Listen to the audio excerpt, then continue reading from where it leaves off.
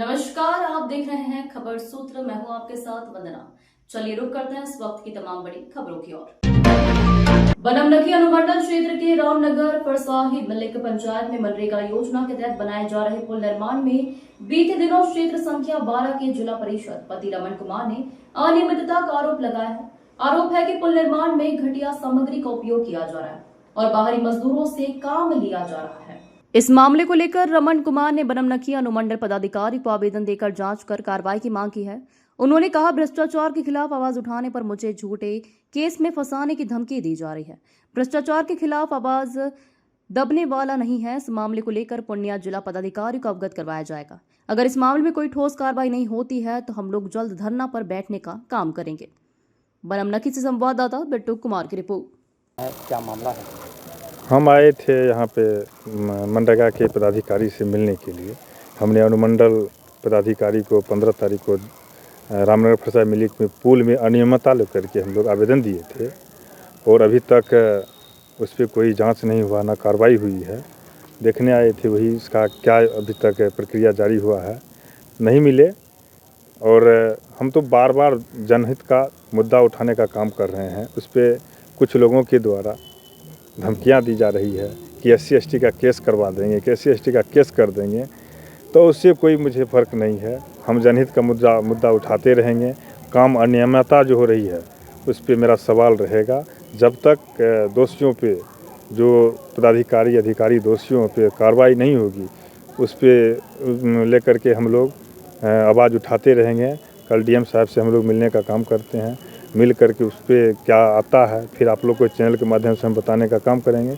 लेकिन मेरा आवाज़ उठते रहेगा और हम लोग तब तक ये गुणवत्तापूर्वक काम नहीं होगी, उस पर जांच नहीं होगी, अधिकारियों पे दोषी पे कानून कार्रवाई नहीं होगी, तब तक हम लोग इस मांग को लेकर। निर्माण में क्या कमियां नजर आई आपको? उसमें 8 से 10 mm का सरिया लग रहा है।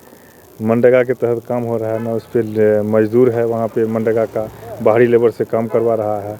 अगर वहाँ मनरेगा मजदूर है तो उसका मास्टर रोल तैयार है। NMS में देखा जाए, NMS की जांच हो जाए, NMS क्या कर रहा है, नेशनल मोबाइल मॉनिटरिंग जो सिस्टम है उस पर जांच होगा, सब स्पष्ट पर तो ऑनलाइन सिस्टम सब पता चल जाएगा इस पर क्या है।